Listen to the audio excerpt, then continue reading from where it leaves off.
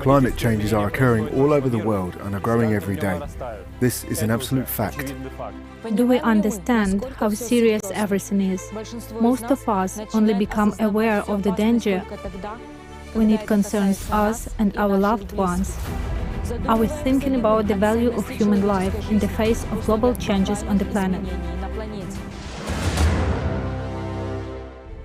Everything that scientists of the AllatRa Science warned in 2014 in the report on the problems and consequences of global climate change on Earth, effective solutions to these problems, has come true with incredible accuracy. In fact, humanity does not have 100 years, but rather 50. The maximum that we have is several decades, taking into account the upcoming events. During the past 2 decades, alarming changes in the geophysical parameters of the planet, the appearance of a variety of observed anomalies, an increase in the frequency and scale of extreme events, an abrupt increase in natural disasters on Earth in the atmosphere, lithosphere and hydrosphere indicate the release of an extremely high level of additional exogenous, external and endogenous internal energy. Witnesses from all over the world send videos on AllatRa TV reporting the magnitude of growing natural disasters. Tornadoes occur in places where they have never appeared previously. Earthquakes with a magnitude of 5 were considered strong, however now it has become the norm. Volcanoes that have slept for thousands of years start to wake up. A huge number of cracks and funnels appear in the Earth's crust around the world. Hail is the size of an orange. Permafrost is melting. Abnormal frosts and abnormal heat are breaking records around the world. Floods, landslides and mudflows. Tsunamis, typhoons and storms. A sharp weakening of the geomagnetic field and many other anomalies. These phenomena are already forcing people around the world to leave their homes and look for safer areas to live. Nowadays, humanity has entered the era of global climate change, and the problem of climate change can no longer be regarded as exclusively scientific. This is a complex interdisciplinary problem covering social, economic, environmental aspects. There are problems in science that cannot be solved by the efforts of any single scientific branch, but only by the joint efforts of a number of related scientific disciplines. In geology, not only the problem of the movement of the continents, but also the problem of the connection of the cycles of development of our planet with its movement is one of those. On the one hand, the motion of our planet and other planets is studied by astronomy. On the other hand, the geologists can most correctly tell about the life cycles of the planet in the history of the Earth. The solution to the problem of predicting geological processes must be approached in a comprehensive manner, taking into account not only endogenous internal processes of the planet's self-development, but also the influence of exogenous external or cosmic factors. Endogenous internal processes believe that global geological cycles arise as a result of inherent internal evolution of our planet, and the reasons should be sought primarily in the Earth itself and those processes that occur in its bowels. Exogenous, external factors, it is believed that the cause of cyclicity is located outside the Earth, in the solar system and the galaxy. It is associated with the impact on our planet of systems of external cosmic factors of a different nature. This is especially true for large cycles.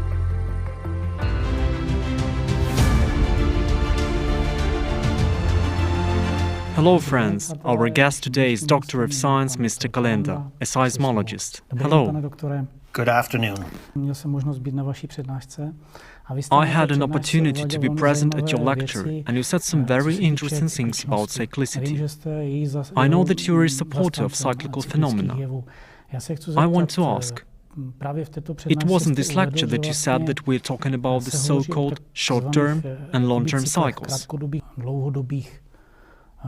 Which of them do you consider important for modern humanity? All of them. If you look at geology from the point of view of a geologist, then there are long-term cycles dating back millions of years. In these processes, Milankovitch's cycles play a large role.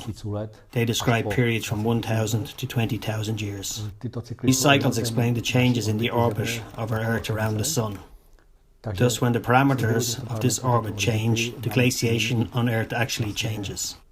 And in turn, the glaciation on Earth reflects our rotation around the Sun, our distance from the Sun, our lighting. And then there are shorter cycles, much shorter ones, which in turn reflect planetary cycles, and they also affect the climate. And the most interesting thing is that we see today in the solar system, we see it in the climate and underground, and on the example of earthquakes. That is, all these bodies actually live. This system lives as a whole, and all environmental influences are reflected in our history. Geophysical changes show that the greatest thermal power falls in those places where the blocks are connected. It is precisely the thermal power in the joints of the blocks that the movement of the plates depend on, and we think that the Sun moves these plates. Here we again see cycles that depend on the position of the planets and solar activity. So in California 10 to 15 years ago, we observed a 22-year cycle of earthquakes, which show interaction with solar activity.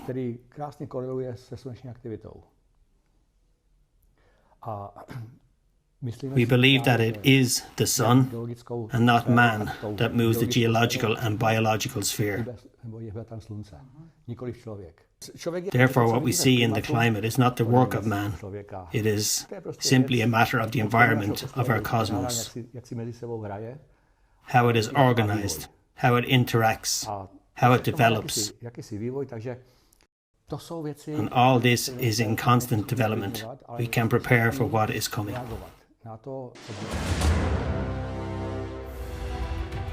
The solar system, including the Earth, are open space systems that exchange space and matter and energy.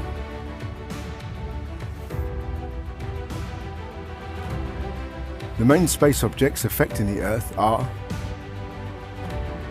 near-solar star clusters, the core of the galaxy, the Sun, the Moon, and some dangerous zones of the orbit of the solar system, where the collision of the Sun and planets occur, including the Earth with streams of cosmic matter, asteroids, comets, meteorites. Scientists at the University of Chicago, analysing ice core from Greenland glaciers, found evidence of a comet's fall about 13,000 years ago. The diameter of the comet was estimated to be more than 100 kilometres. Upon entering the Earth's atmosphere, the cosmic body broke up into smaller ones, the remains of which were found in North and South America, as well as in Western Europe and Asia. The whole medium between the Sun and the Earth is involved in the transfer of solar energy. Solar disturbances act globally on all shells of the Earth. This effect is not limited to a change in the energy flows arriving to the Earth in one or another range. It is also a trigger causing the release of energy accumulated in the Earth's shells, in the form of volcanic eruptions, earthquakes, floods, and tsunamis. In contrast to the terrestrial events associated with solar activity, the intraterrestrial ones come with some delay. One of them is the deceleration of the Earth's rotation speed. It has been observed that the maximum activity of volcanoes is lagging behind solar activity by about 1 year. At the same time, the strength and duration of terrestrial activation, climatic catastrophes, directly depends on the strength of solar activity. This is true for anywhere in the world. The number of deep focus earthquakes sharply increases. The beginning of the time for activation of the Earth's interior depends on many internal factors, such as the state of the Earth's core and its shells. They can speed up or slow down the Earth's reaction to solar activity. During these years, a large elastic deformation of the Earth's crust occurs in the bowels of the Earth, and there is an accumulation of potential energy that is released during an earthquake. Peter Polotavkin, in 1981, set out his theory that during the period of solar activity, more complex processes occur in the core of the Earth. Due to the fluxes of solar cosmic rays, ionospheric current increases. and the variable components of these currents induces Foucault currents in the Earth's core. In other words, cosmic rays can cause an increase in tension in the core of the Earth. The energy pumped into the planet melts part of the core, increasing the volume, thereby changing the rotation and shape of the Earth, as well as the pressure, which leads to an earthquake. But for each region on the Earth there is a different reaction. It is also possible to transfer earthquake energy along the Earth's fault to another, more prepared active point on the Earth. The work of the Schmidt Institute of Earth Physics and the Institute of Astronomy of Tajikistan showed that on the eve of an earthquake, powerful electromagnetic fields in the Earth's crust lead the ionosphere to an extremely excited state. In a few hours, charged ions rise at the site of the earthquake. Atmospheric pressure drops. There is a change in the chemical and gas composition of groundwater, a change in the radon content in volcanic gases, anomalies in the helium content in the groundwater, and mercury in soil gases. It may look like a very dense fog, which is a harbinger of earthquakes and volcanic eruptions.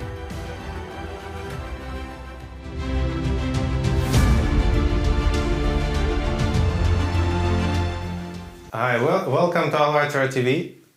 Today we have Mr. Timothy Ball. He's a former professor at the University of Winnipeg in Canada, climatologist, and we would like to talk about climate change and CO2 factor. What is the main reason of this cyclicity of climate changes? Well, the main reason is the sun. It's pure and simple, and it it explains at least 95% of climate change. When you do the long-term pattern, and the dominant cycles, of course, are what they call the Milankovitch cycle, which named after a Yugoslavian mathematician who calculated, by the work that he did without computers is unbelievable. But he calculated the change in energy that comes from the sun over 400,000 years, with a changing tilt, changing orbit, and changing precession of the equinox. That gives you a 19,000-year cycle, a 40,000-year cycle, and a 100,000-year cycle, and those absolutely dominate the long-term temperature pattern. But the other side of it is the greenhouse effect. Water vapor is 95% of the greenhouse effect. And they don't look at, the IPCC don't look at that. They focus on CO2, which is only 4% of the greenhouse gases. Now, how do they do that? Well, they say, well, yes, humans put water vapor into the atmosphere, but the amount we put up is so small relative to the total amount that's there, it's not of no consequence. But the problem with that is we don't know how much water vapor there is in the atmosphere or how it changes over time. And you've only got to change water vapor by 2%, and it equals all of the CO2 effect. But this is what I talked about when I said how they narrowed the definition down to human causes. But the sun is the nature factor, and those are the ones I mentioned, Milankovitch. Those are what we call physical changes in the sun-Earth relationship. But then you've got changes in the sun itself, because of course, as you know, it's a hydrogen reactor, and so it cycles. You've got cycles within the sun. Sunspots are evidence of those cycles. And that causes changes in the electromagnetic radiation. Into what I got into, I learned from Professor Lamb that until we can reconstruct accurately, with some degree of accuracy, the climate of the past, we're never going to sort out what the cycles are and what the mechanisms are that are driving them to improve our forecasting. Because the whole point of science is the ability to predict, to be able to predict and predict accurately. And the fact that the IPCC, for example, every prediction they've made since 1990 has been wrong. We don't want you looking in that part. Well, that's what they did with the IPCC. They said, only look at human causes of climate change. That's why you've got the problem that you've got. And of course, what did they do? They then produced computer models that identified CO2 as the cause of climate change. And what did they say? they assume that CO2 increases, the temperature will increase. And when you ask them, say, well, how do you know that? As I did at several meetings, they say, well, in our computer models, if we increase CO2, the temperature goes up. Well, of course it does. You programmed it to do that. And so it's a self-serving, self-feeding system that perpetuates itself. And it's got nothing to do with science. And according to Milankovitch cyclicity, we know about 12,000 years cycles. And there are a lot of investigations which observed a significant cataclysm 12,000 years ago. Did you hear about it? And if so, what should we do now? If we live when some cycle changes, we have some geophysics changes. And we see that climate is changing. And what should we do as society? But the first thing you need to do is start including all of the variables in your formulas and in your computer models. But the other thing that you've got to understand is you've got the cycles, and one of the challenges is to sort out which are the dominant ones, which are the ones that, because there are so many cycles that creates the net temperature that you end up with. To separate out each individual cycle that's causing it, that's the first thing that you need to do. But then you need to understand that the cycles are going on all the time, but every once in a while you get a catastrophic event, like the one 12,000 years ago. Geotectonics can tell us about the causes of what is happening on the Earth's surface, including climate. The causes of tectonic movements are inherent in the processes occurring in the mantle and inaccessible to direct observation. Of great importance are the dimensions and properties of the Earth as a planet, its rotation around the axis and around the Sun, as well as changes in rotation speed, axis tilt, and orbit parameters over time. The main reasons for tectonic movements scientists consider the endogenous internal energy of the Earth in interaction with cosmic factors, periodic changes in the gravitational and electric fields. In other words, external factors affect the processes occurring in the bowels of the Earth. The cyclical development of endogenous internal processes is based on the mechanism of pulsed degassing expressed in periodic manifestations of volcanism, magmatism, rock metamorphism, and seismic activity. In the 1980s, the hypothesis of the metal hybrid structure of the Earth's core by the famous Soviet geologist Vladimir Larin was released. According to this theory, the core consists of hydrogen compounds with metals. In this case, the lightest gas in a highly compressed state is dissolved in the crystal lattices of metals. Releasing from this captivity, hydrogen molecules occupy a volume greater than 550 times, while the heat necessary for heating our planet is released. Hydrogen purge of the mantle takes place, and then an almost endless path up through the many kilometers of rock into the atmosphere. In this case, cavities form in the Earth, being filled with released hydrogen and its compounds. Part of the hydrogen in the mantle interacting with carbon forms methane, from which natural gas, CH4, oil and asphalts are synthesized under the influence of temperature and pressure. In the upper layers and on the surface, hydrogen combines with oxygen. Perhaps that is why up to 80% of the gas of any volcano is water vapor, and the remaining contains hydrogen. For example, in the famous Sicilian Etna, it is 16.5%.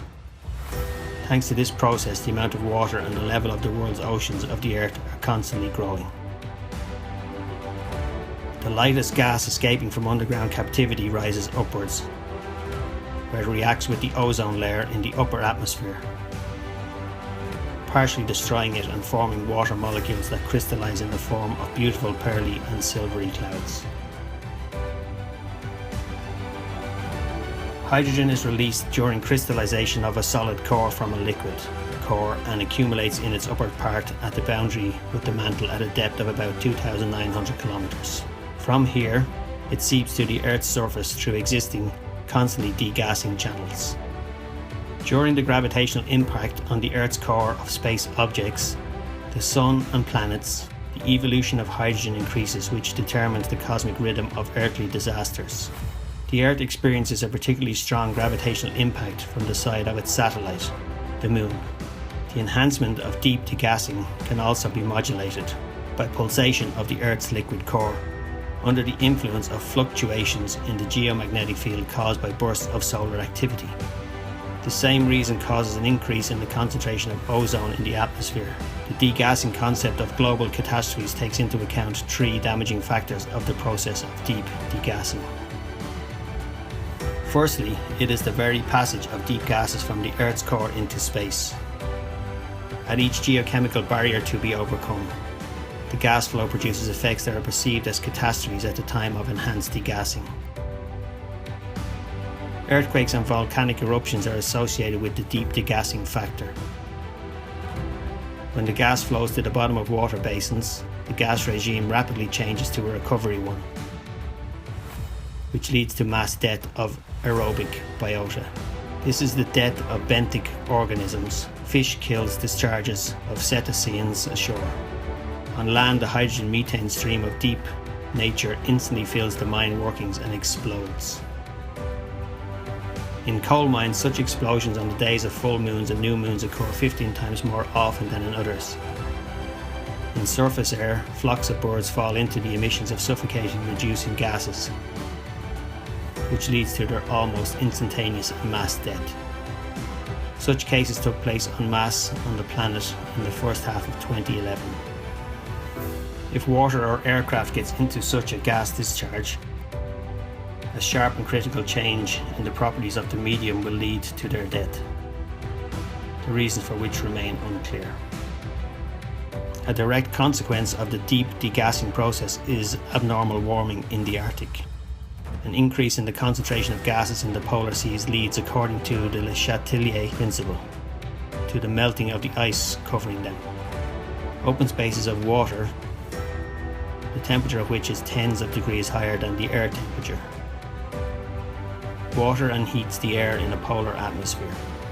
This is the reason for the abnormally warm weather over the Arctic Ocean.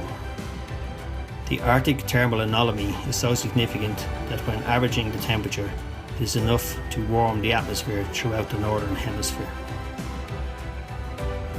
When the hydrogen-methane stream arises into the atmosphere, the most significant effect is the destruction of the ozone layer above the degassing centres. This is the second striking factor of deep degassing. An excess flux of biologically active ultraviolet enters the surface of the Earth in the resulting ozone anomalies, which has a damaging effect on the biosphere, causing a massive decrease in immunity in the population. This leads to outbreaks of a wide variety of infectious diseases in the equatorial regions of the planet, where the ultraviolet flux is maximum. Mutation of pathogenic viruses occurs, so there are new diseases of people, animals and plants.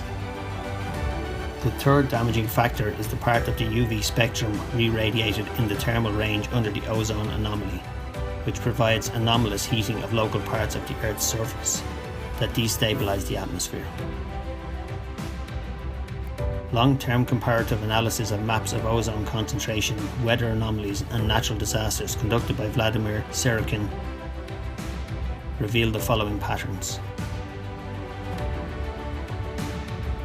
When the ozone concentration decreases, the surface air heats up by several degrees. The pressure drops, a cyclone forms. With an increase in ozone concentration, the surface air cools, is freed from water vapor, pressure rises, an anticyclone is formed. In the area of low pressure under the ozone anomaly, displaced near local anticyclones, the transfer of significant air masses dramatically changes the parameters of the temperature and pressure of the atmosphere under the ozone anomaly, bringing abnormal heat or cold. The process itself on the planet, it is connected together, you know? That's when the process of movement of plates begins. Then they are all activated.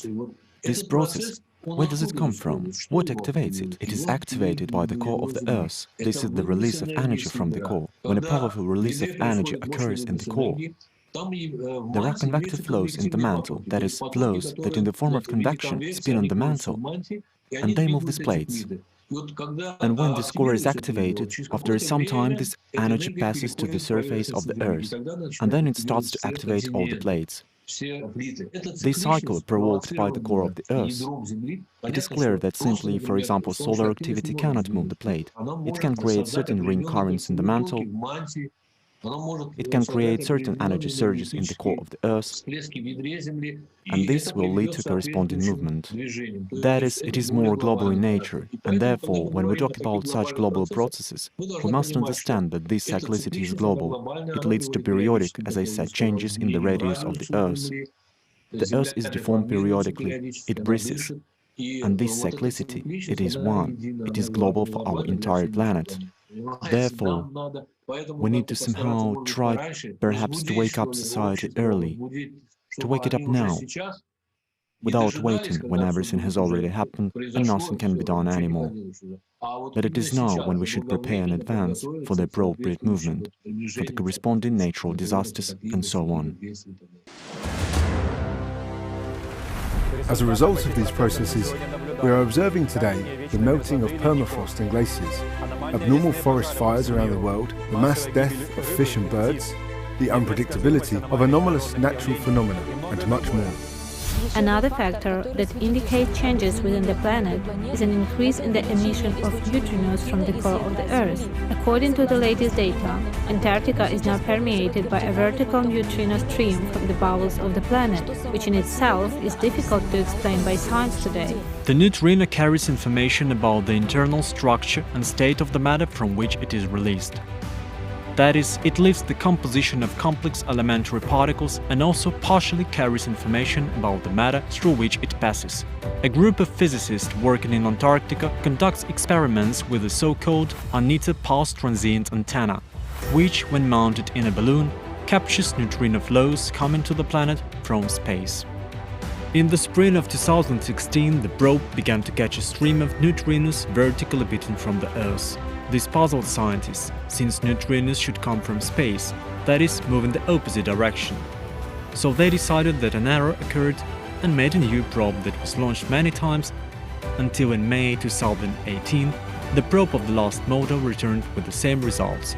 From the Earth is continuously subjected to certain ascending energy ray, which is amplified. In addition to the AllatRa project in Antarctica, there is another project, the so-called Ice Cube Neutrino Observatory. But if AllatRa is suspended from the probe and flies in the atmosphere, then within the framework of the Ice Cube project, the detectors are located in ice wells up to 3 kilometers deep. According to physicists, their detector also began to catch powerful uprights of neutrinos. Also, Igor Mikhailovich, well, what is now happening on Earth? There are numerous earthquakes. Of course, the entire ring of fire is simply shaking now. And the magnitude of earthquakes is increasing, as well as their frequency, and people already observe them in those regions where this hasn't been typical at all. And people describe and confirm exactly what was said in the report regarding the fact that Earth will be split. That's what we are observing now. A big number of cracks, a big number of craters all over the world. The neutrino emission is also a particularly special topic now. You know, it is a new one in scientific circles. The fact that Antarctica is pierced by a flow of neutrinos of extremely intense power. As a matter of fact, the neutrino emission has started long ago, and this is mentioned in the climate report. It's just that the flow has now increased to such an extent that it can be detected. But this is actually, it's not news. It's just that, you know, the intensity of what is happening staggers by the fact that people don't believe.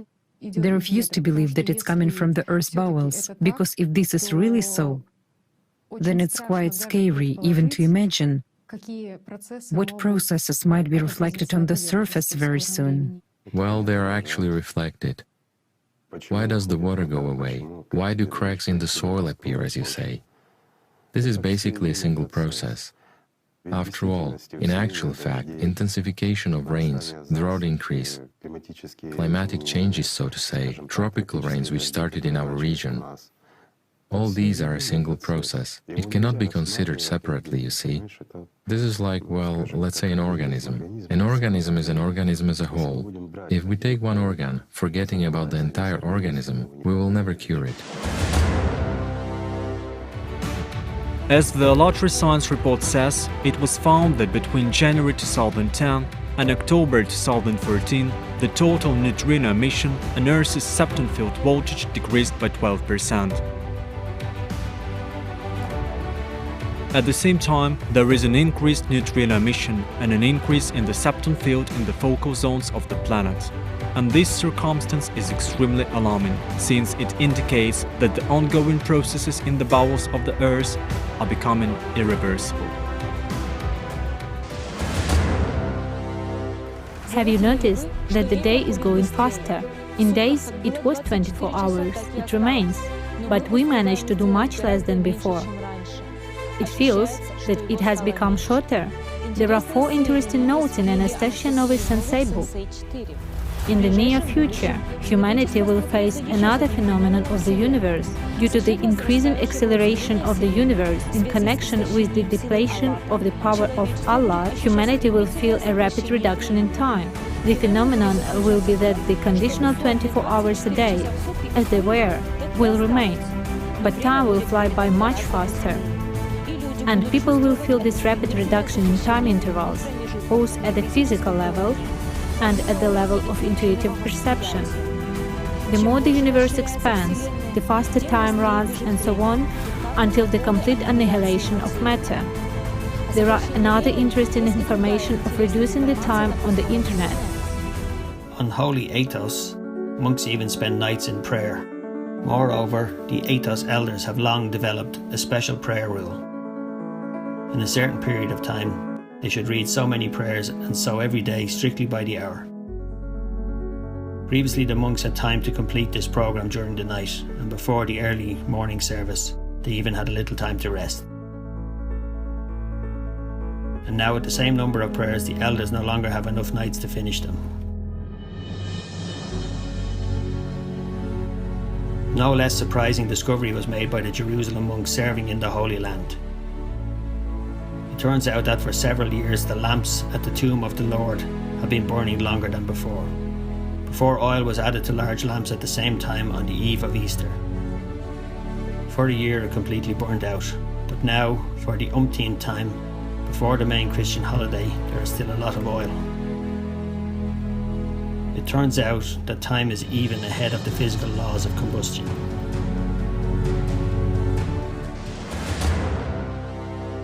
Nowadays, time is passing much faster, and everyone feels this. And there's a process of time acceleration. Recently it was spring, and it's already autumn. Well, isn't that so? And everybody notices it, even kids. They say when a person is little, time goes more slowly, while for an adult it runs faster. Large-scale natural disasters cyclically occurring on the planet have repeatedly happened in the history of the Earth and human civilization. Many ancient writings mention these times. Now, we are just living in another such period, the period of global climate change.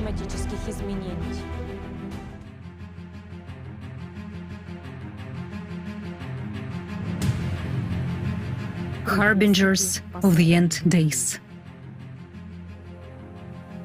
What is coming true?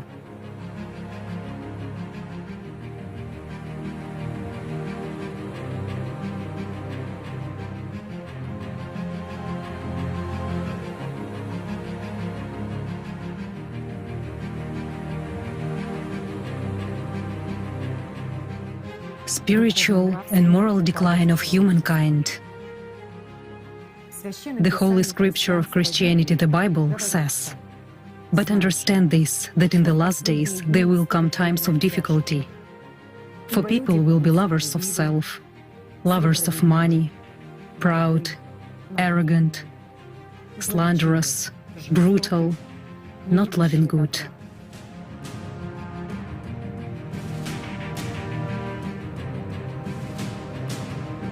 In the ancient religion of Hinduism, it is said that in the last epoch of the cycle, Kali Yuga, practically all desirable qualities will gradually diminish in people.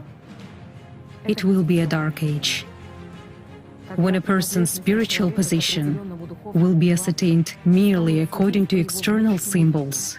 And on that same basis, people will change from one spiritual order to the next, where a feeling in the belly will become the goal of life, and impudence will be accepted as truthful.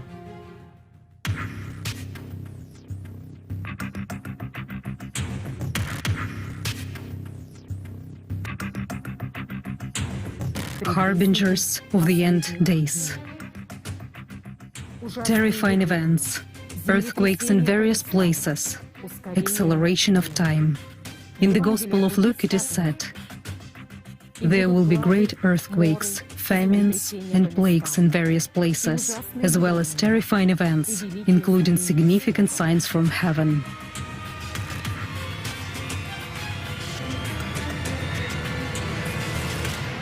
In Islam, it is also mentioned about the Judgment Day, Al-Qiyamah. In the Hadith, it is said that the Prophet, may Allah bless and welcome him, said, "The hour will not happen until earthquakes increase in number, and time passes quickly."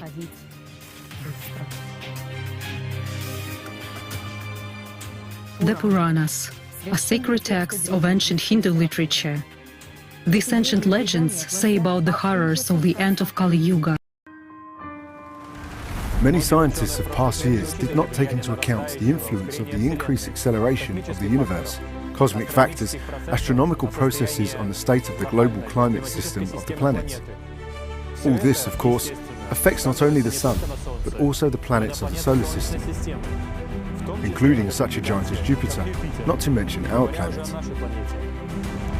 Global climate change on Earth is basically a derivative of astronomical processes and their cyclical nature. This cycle is inevitable. The geological history of our planet indicates that the Earth has repeatedly experienced similar phases of global climate change. We are talking about certain cycles here, and could you just clarify which cycles we're talking about, how they're connected to cataclysms, how they're related to the time we're living now, what was happening before? We should mention two cycles. One is a 12-year cycle and the other is 100,000 years go through. And I believe this question has to be considered seriously. What are we facing as a civilization? How are we entering this period? And what are we going to leave it as? You know, this is very interesting information. However, according to today's official version or history, primitive people were living at that time. Where did they get this information, this knowledge from? And besides, how would people be able to survive the cataclysms if they were primitive? How, after all, people were able to survive these global cataclysms, which we've heard about more than once? What other information is being discovered by archaeologists, and what other traces are left from the previous cycle? What other evidence is being discovered in archaeology? Actually, very interesting evidence was found in various calendars, like the lunar and solar calendars of different nations of the world. For example, the Indian lunar solar calendar starts in 11,652 BC, and the well-known main calendar starts in 11,652 BC. Also, if we look at the Indian and Assyrian calendars, they begin at approximately the same date, 11,542 BC. And what's interesting is that all of these calendars have absolutely different cycles, and they end at completely different times. But the start date, when scientists analyzed it, they understood how they were made up, and when they counted these cycles backwards, the start date was coming to the same number. What kind of conclusion can be made out of this? That there was some event that became the start date for all these calendars. Furthermore, to dig deeper, these two dates that I have mentioned, year 11,542 BC And year 11,652 BC are just the start date or the end date of a cycle, some global changes and global cataclysms on Earth.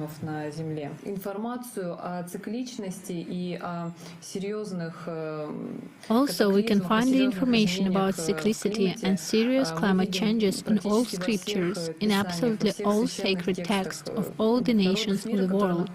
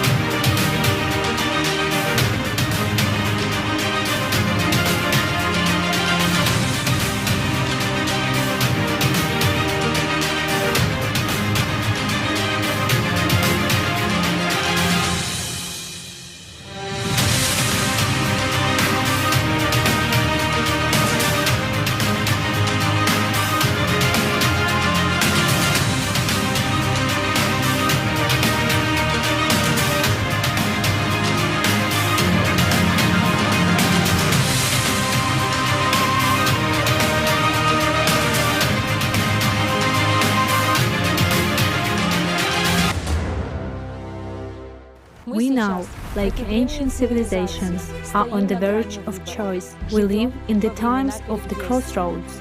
These are the times of changing nature, solving the question of the fate of this civilization. Too much now depends on everyone, and everyone, consciously or not, but will contribute to this decisive choice. And what direction will mankind choose? Towards good or evil? In general, which of the roads on this crossroad will he choose? It will rush there with speed, and it will be difficult to stop this process or change its direction. As we see, irreversible processes are taking place now, which are gaining momentum, and we have very little time left. In the context of global cataclysms, people will be left face to face with their problems. They will have no one to hope for. Already today, it is necessary to prepare for the hour of X. Now, it's still hard for people to realise that the state consists of people themselves, and not of those to whom they have delegated their power and who, in case of danger, will save their lives in the first place. On how much today, here and now, people will be united and reasonable in their actions. Whether tomorrow will depend on them. That is, will they be able to save the lives of their children and grandchildren, prolong the existence of humanity in this difficult period for everyone. Urgent, extraordinary measures are needed that bring people together into one united world family, because no one will cope with the global problems of the coming years, but it will be a person, family, company, city or country. For this purpose, the AllatRa International Public Movement was created, a nationwide world movement outside of politics and religion, which today unites hundreds of thousands of people from more than 200 countries. And its activities are aimed at friendship and unification of people from different countries through joint projects, mutual assistance, consolidations of efforts in creative affairs. It is necessary to exclude everything that separates people and to find everything that unites people, makes them more humane in all aspects. All people of goodwill are able to take an active part in changing the current situation, changing the ideology of world society from the consumer format of thinking to a spiritual, creative format, to confirming the priorities of mutual assistance, friendship, spiritual and moral relations between people in society, not in words, but in practice. People need to drop all frameworks and conventions. They need to consolidate here and now. Nature does not look at the ranks when it unleashes its millennial anger. And only the manifestation of a true community of people based on human kindness can give humanity a chance to survive. Now, everyone can really do a lot. The future depends on the personal participation of each of us. Our common chance, whether we use it or not, depends on each of us. And, in this case, on every single one of us. Now, one person can really do a lot. A simple example, if you, my friend, have decided that this doesn't concern you and this is all ravings, then we, the remaining society, can do a lot less without you than with you. And this is true. That's the point. Also, Igor Mikhailovich, speaking of those climatic events that are happening now, that we are talking about, that it's not a scare tactic at all, it's not a shock therapy. These are the realities of today which are happening. And scientists have also made an interesting conclusion about the fact that so many disasters are happening. You mean that there is a disparity in the power of the catastrophe and the human casualties? Yes. But this, once again, this happens because there are those who are not just at the far front, but in the very thick of it, in the very fray of these events. However, to be completely honest, there are too few of them. For now, they can do something. But later, several individuals won't be able to cope where there should be dozens. These are also the realities of today, and all this also depends on the society as a whole. The situation is being improved and made easier as much as possible, no matter how fantastically it might sound. But this isn't forever, at least to someone. This is also true. It's important that there are as many people as possible who would... So I would say the most important thing is that every person on the planet hears this and actually starts implementing that second. As you have said, scenario, and not just imagining such an altruistic community, but actually implementing it in this world, then everything would be fine. Because life is indeed beautiful, guys. And when it's in peace, in joy, in love, in creation, when people's souls are really open towards each other, when it's not from the position of consumer-based format of exploiting someone, deception or something else, not from the position of personal selfishness so as to exalt oneself over someone else, but in equality, in brotherhood, in love and respect. That's when it's right. Then the world is beautiful. Then life truly has a meaning. Therefore, my friends, let's love each other and let's strive to make this world better. Let's do everything that depends on us. Really do everything possible so that this world becomes a better place. Thank you, my friends.